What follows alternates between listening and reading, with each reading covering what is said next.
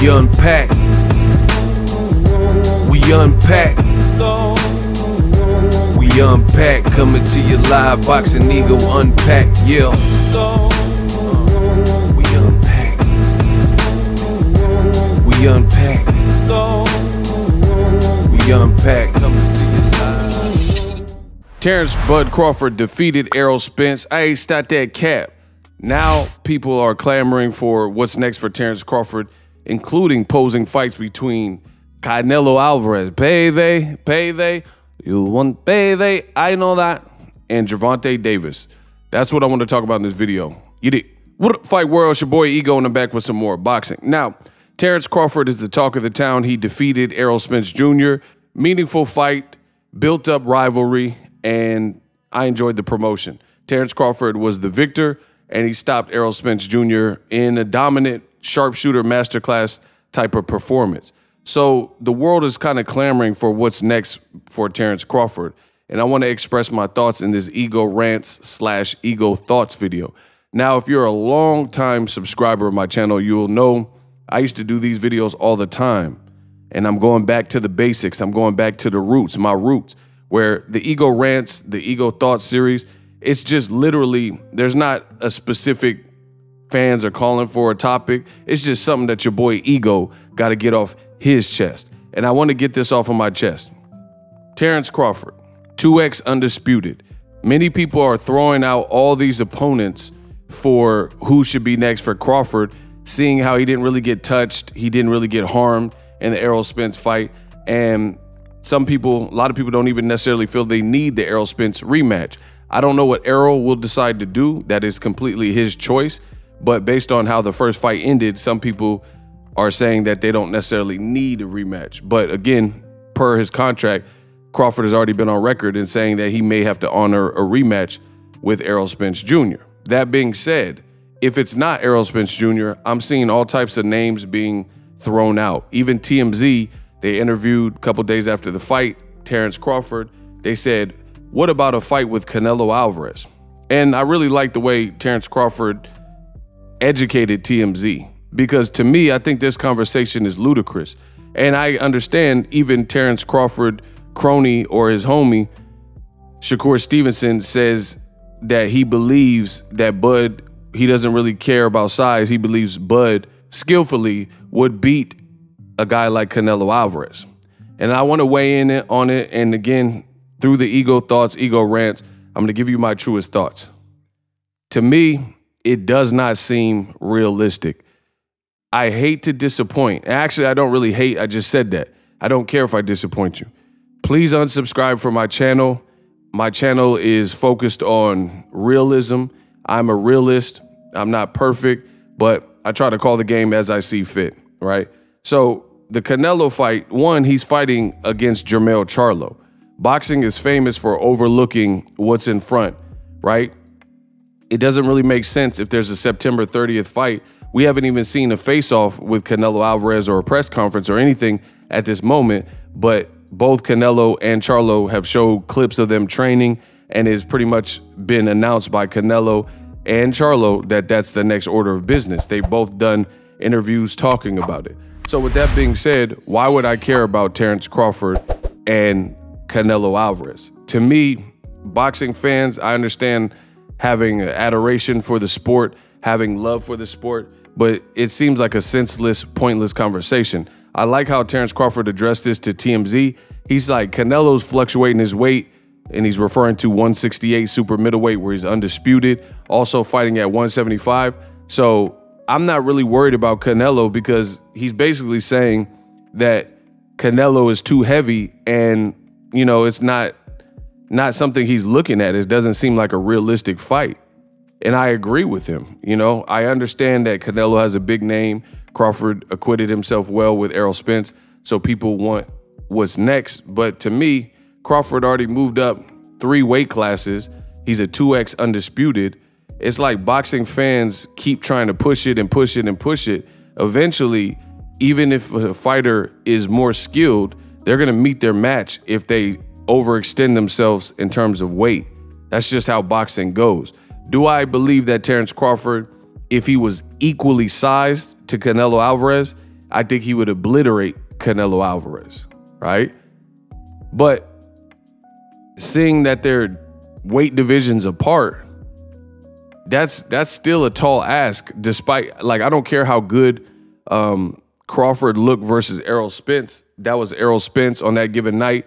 Don't know if Errol felt his best or whatever. That's what Errol showed up. We've never seen Canelo get knocked down. I mean, we had never seen Errol Spence get knocked down, but the difference being is if Crawford were to fight Canelo, it would be divisions up. Canelo, unlike Errol Spence, is not going to give you nothing. He feels he's the A side over anybody in boxing, probably not named Floyd Mayweather. So he's not going to meet you at a catch weight. He's not going to come down weight classes to fight you, which means it's a foolish conversation because it would require, we're already watching Jermell Charlo move up 14 pounds, which is a tall ask. And now people feel because Crawford just beat Errol Spence dominantly with no fights at 154, they're expecting him to move up even more weight classes than Charlo. And we don't even have an outcome to see if it was a mistake for Charlo to fight against Canelo. So again, things being equal, yeah, Crawford has more skill. That's why he's #1 pound for pound in boxing. But, you know, him moving up, that's, to me, it just doesn't sound like a reasonable fight. And that's why Crawford kind of dismissed it. So on my channel, if that's what you're looking for, these Marvel versus Capcom type of fights, then this is not the channel for you. I'm not really preoccupied with just foolery. You know, I'm not even a big fan of disrespecting the weight classes and weight class jumps. Does it happen on occasion? Yes, it does happen in boxing. Some circus fights, freak show fights, weight class jumping, it does happen. There's seldom times where it makes sense, and then sometimes it makes sense from a business aspect, but it's not really sensible for the fighter's career, like Kell Brook. He was a champion at welterweight, and he went up to Triple G's weight and got his eye bashed in, and then he got his other eye bashed in from Errol Spence. And that's literally, everything went downhill for Kell Brook's career, and he was undefeated when he fought Triple G. So I'm not a big fan of that. You're not gonna make me a fan of it. Yeah, occasionally I'll watch the fight just because it's a big high profile fight, but I respect the weight classes. I think weight classes exist for a reason.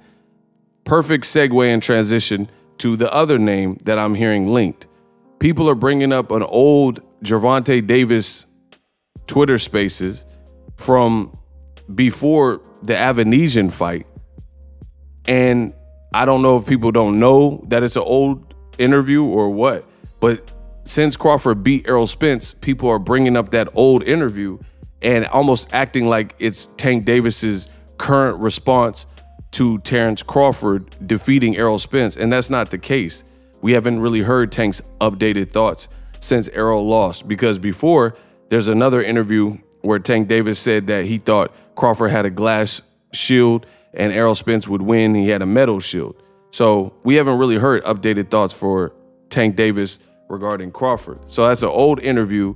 A lot of people are trying to pit the two against each other. It's another senseless fight and conversation. Go watch influencer YouTube boxing and don't watch my channel if that's what you guys want from me, because that's not going to take priority. There's too many beautiful and realistic fights. Like I'm hearing David Benavidez could fight against Demetrius Andrade and things like that. That's a beautiful fight. And he already gave us a beautiful fight with Caleb Plant.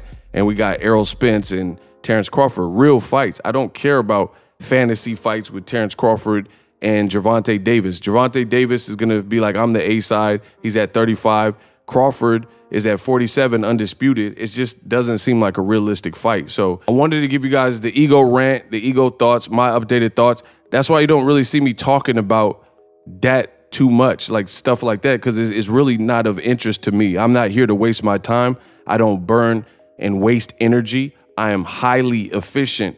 I am the best in the business at what I do, right? So I don't waste precious resources. I don't have an infinite amount of energy. That's why I'd rather just do this one video and be done with it. And you're not gonna see a bunch of little videos. I don't have to nickel it. I make great money. Beautiful, beautiful fans. You know what I'm saying? Great money.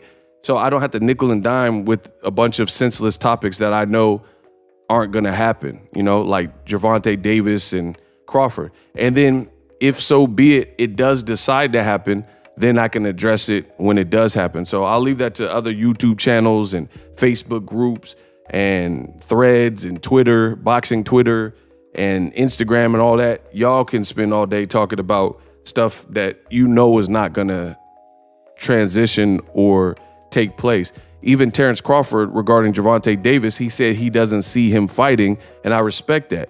He's like, he's a lightweight, I'm at welterweight, undisputed, and it looked like Terence Crawford's weight cut was pretty intense for this 147 fight, so he might be considering moving to 154, which would put the Gervonta Davis fight even more out of the question and out of the picture, because then, again, this is now involving, it would be like Gervonta moving to fight a fighter like Crawford at 54.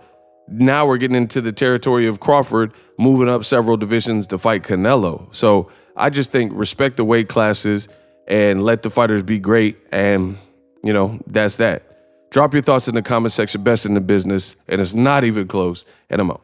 Introducing Super Thanks. Right here on the official Boxingego YouTube. Super Thanks allows you, the viewers, to show a little bit of extra gratitude, which enables me as a full-time content creator to push out the content you need in the world of boxing. Underneath all the videos, you will see a heart with the $sign in it. You can enter any amount that you find suitable as a super thanks. A brand new interactive and colorful way to get your comments highlighted and noticed by not only myself, but other people on the YouTube platform. Super thanks, a unique and cool way to show and applaud us full-time content creators. Hopefully you guys enjoy the content. Super thanks.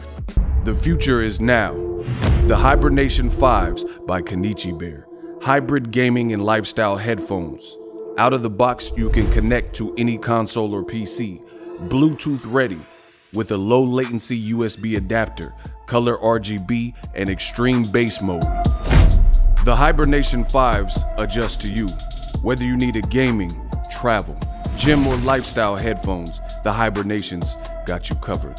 The new Hibernation 5s, link in the description. Customize the way you hear the world. Welcome to the nation. Are you tired of your YouTube videos not getting any views? Well, consider TubeBuddy. I've used TubeBuddy for years to scale up my YouTube channel. Now we're sitting over 200,000 subscribers. TubeBuddy is a browser extension that offers a ton of built-in productivity and time-saving services to take your channel to the next level. Use my link in the description to get started with TubeBuddy and level up your channel faster. We working.